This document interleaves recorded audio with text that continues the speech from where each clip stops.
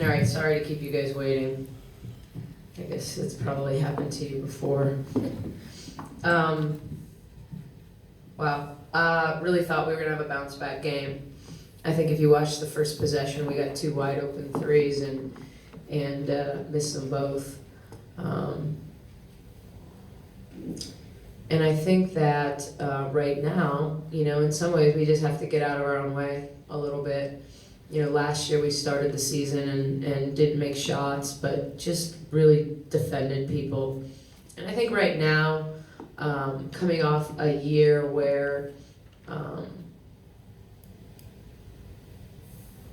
we exceeded expectations and then, had most of our roster back, I think we knew this team could be really good, and I still believe that 100%. But maybe thought it was going to be too easy. And so I think we've lost some of our principles. I think we've let the frustration of, the second half of the year we were really, really good offensively, and it just hasn't carried. I mean, you can look at our shooting. We're leading right now going into this game, and I promise you, after this one, nothing's changed. We're leading the WNBA right now in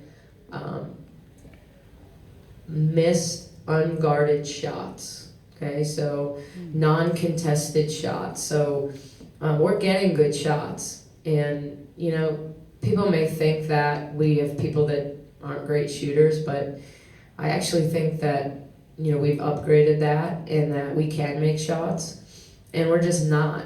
And so I think at times we're frustrated by that, and we're letting that affect our ability to just sit down and guard and grab rebounds and do some of the little things. And so, our conversation in the locker room, while I'm not going to certainly share the majority of it, the point was, we just have to keep battling together, and we can't get frustrated. That frustration is in some ways an inward selfish, emotion, that we just have to give out. When we're not playing well, we got to lift somebody else up.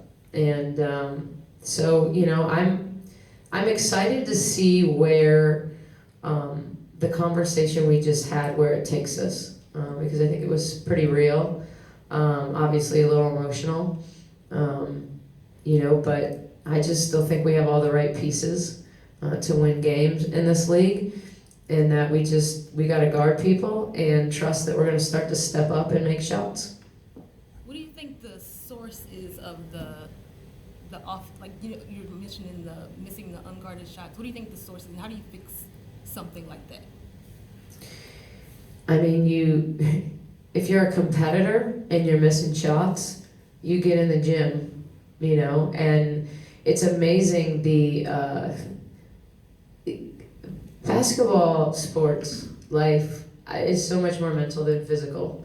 So certainly you rep things, and I'm a big believer. I've worked for good shooting coaches that if you get to your finish, I'm a big believer in long and straight. I don't care if they miss, as long as the ball goes straight and they get it past the front of the rim. And so, some of it's repetition, and some of it's just like a mental belief. Sometimes when you miss a bunch of shots in a row, you take the open shot, but do you believe you're going to make it? Have you prepared yourself to believe that you're going to make it? Because we got guys that are missing shots, that are working their tails off in the gym and getting extra shots up. And sometimes the right approach is to step away for a hot second and just kind of get your mind right. So I think like anything, there's a winning is contagious, making shots is contagious. When one player makes a shot, the next player makes a shot. And we just kind of haven't gotten to that yet. We did a little bit in our early preseason games, but since then the ball hasn't gone through the net. We've got a first team all WNBA player that went 3 for 14. Tiffany Hayes can make shots. So I don't know if that's a good answer, but it's the one I got. How do you feel about the team chemistry, the movement, the rhythm of play right now? It's a little off, obviously, but the hard part about that is when you get down and then in this league, right? When you get down, and you want to say, hey, we got to turn around and play Connecticut on Sunday. Like, you don't want to then play your starters into the ground, you know? And so at some point you kind of like, you start rotating more. And I think anytime you probably get past about a 9-player rotation, you know, there's going to be rhythm thrown off. You know, I liked a lot of the shots we were getting early on. I mean, watch the film. Like, you know, at halftime, you're questioning, like, the shots, and it's, you know, we're getting great shots, you know, and teams are going to continue to do what Vegas did to us. Certainly they are huge, but, you know, at times they had 10 feet in the paint, you know, and so when we drove in there and had to kick it out, the shot that we have to make is the open three, because that's what they're giving us, you know, and it becomes tougher and tougher for Tiffany to slither through, you know, in the lane if there's 4 players instead of 2, you know, and so, you know, it all is like an avalanche of sorts, right? Like, you're not making shots, so then they leave you alone, and you know, all of a sudden you're even sometimes more open, you know, you could be in a gym shooting by yourself, some of the shots we're missing right now. Coach, what do you want to see defensively? Last couple of games you guys have gotten down pretty big. What are the things you want to see? Yeah, I mean, I think, I mean, we had some scouting report errors early, but, you know, we're also going against 2, you know, we're obviously not huge, and, you know, and so we have to, you know, truly understand where we can bring help from at times when we're facing big players. You know, we've got to understand where our quickness is, where our advantage is. Ultimately, we start getting our hands on balls. I mean, we turn them over 20 times, and that led to 22 points. You know, you got to continue to do more of that when your offense, when you're not making shots. You got to manufacture offense, and sometimes that's defense, and it's, you know, battling over a screen and icing when you're supposed to ice and trapping when you're supposed to trap. So we've missed some assignments. I thought I was less frustrated with like our defensive effort, especially, you know, in the first quarter, is our ability to like check people off. You know, we've got to box out. You know, we can't rely when we're playing against bigger players of just turning and you know, we're getting shoved under the rim.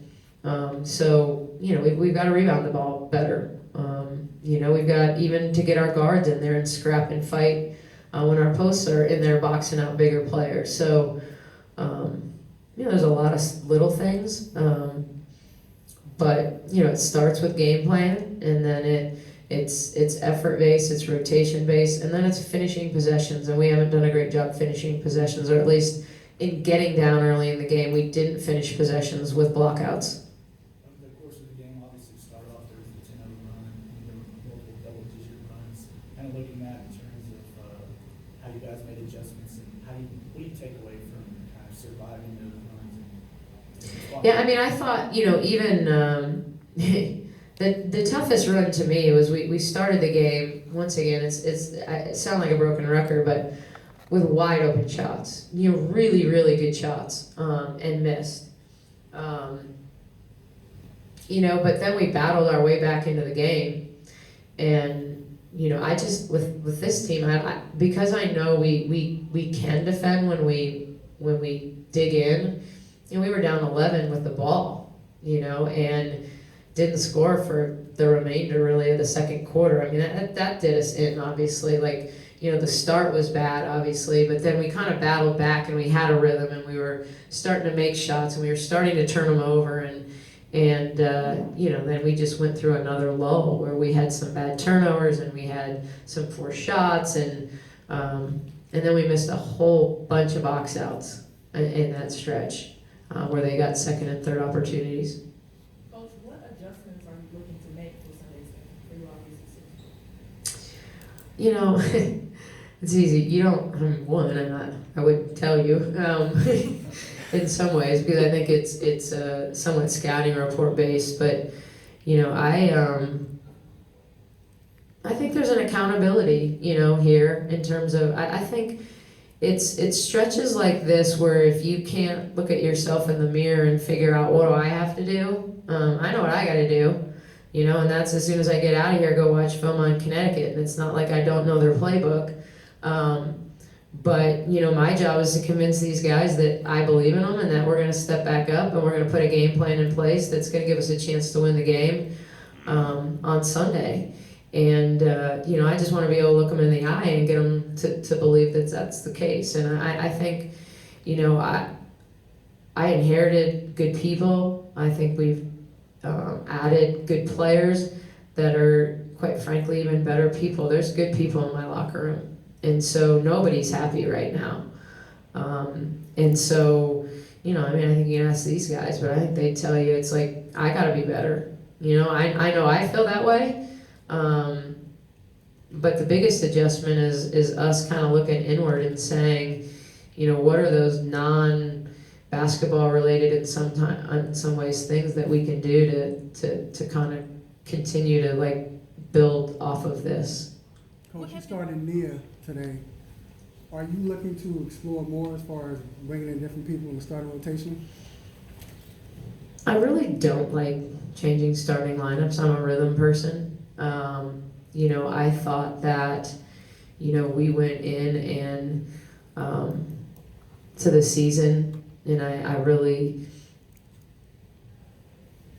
was more comfortable starting Sykes because I knew her game, you know, and I know what she's capable of, and I spent a lot of time with her in the off season. We traded for Nia on draft day, and so, you know, I thought she played really well at training camp. And you know, I just thought today, after a couple of losses, it was a good.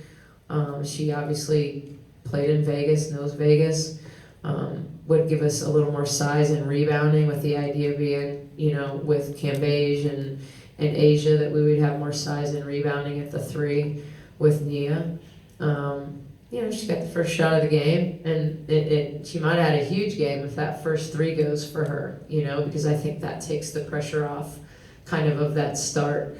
Yeah, so I thought she started slow, but then I thought ultimately when I played her, you know, she brings energy and she rebounds and she defends and she can 3-4 switch and she can play the 3 and she can play the 4. So I'm not necessarily looking to like bounce our lineup around and change lineups, but yeah, I was looking for her energy, her defense, her rebounding to start the game.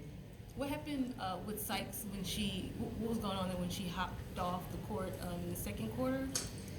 Yeah, I mean, she had ankle issues all last year, and she you know, obviously had ankle surgery, foot surgery. I don't know exactly what it was, but I think at times she just tweaks it. You know, it's still a strengthening thing, and I think the way it's explained to me, it hurts really, really bad when it happens, and then she tends to be okay after. I don't know, I'm not a medical doctor, but she seems to be fine after a certain amount of time, like when the pain wears off. Yeah, you started and coach talked about how, you know, how you've been playing well. How does that boost your confidence going forward? I just always try to make sure that I have effort and energy whenever I play. So if I can help this team in any role, I want to make sure that I can do it well. So just knowing how my teammates and coach feels about me, I just want to make sure that I can always back that up and just help them as much as possible.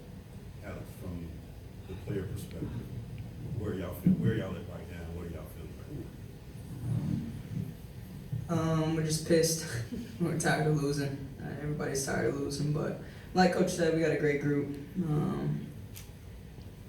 So we're just gonna stay positive, look in the mirror, and figure out what each of us individually can do more for our team, to give to our team, to play for each other, and start getting on a roll with wins. Coach, were you impressed with what Mary gave you when she came in later on in the game? Marie. Yeah, Mary.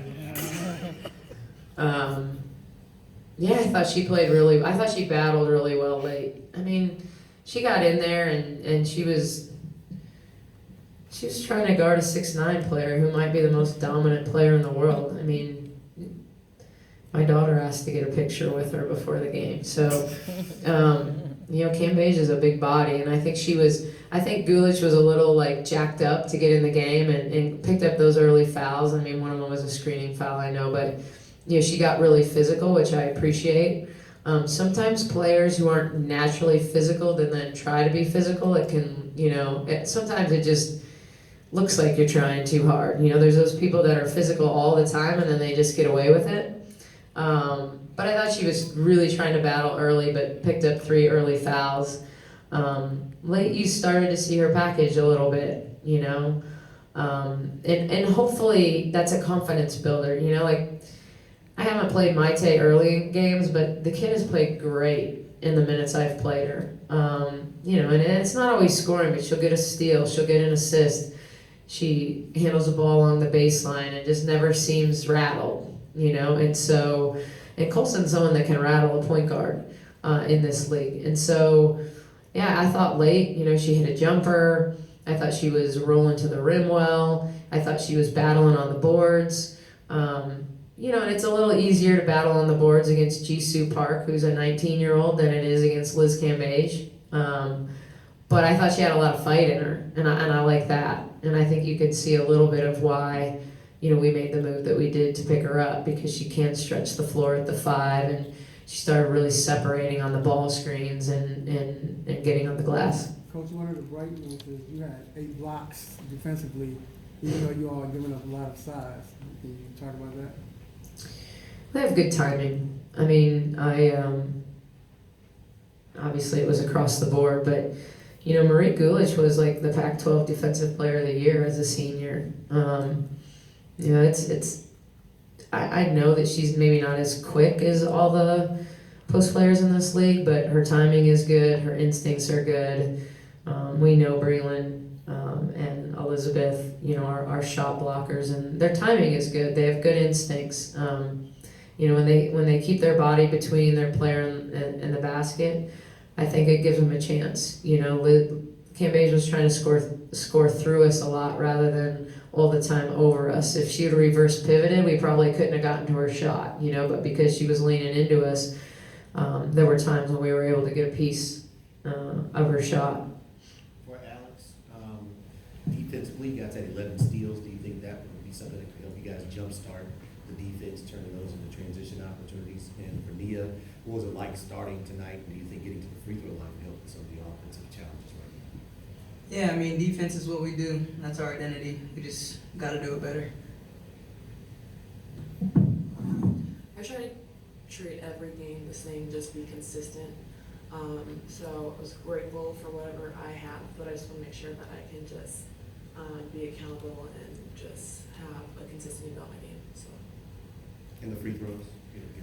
What was the question? The getting to the free throw line, do you think that could be part of the salvation of the offense right now as part of the I mean, yeah, by getting to the line, that means we're being aggressive. That means we're going to the paint. We can start looking for other options, and it's free buckets, so that can always jumpstart us. So I think by just having that can help with our aggression of this overall team feeling energy.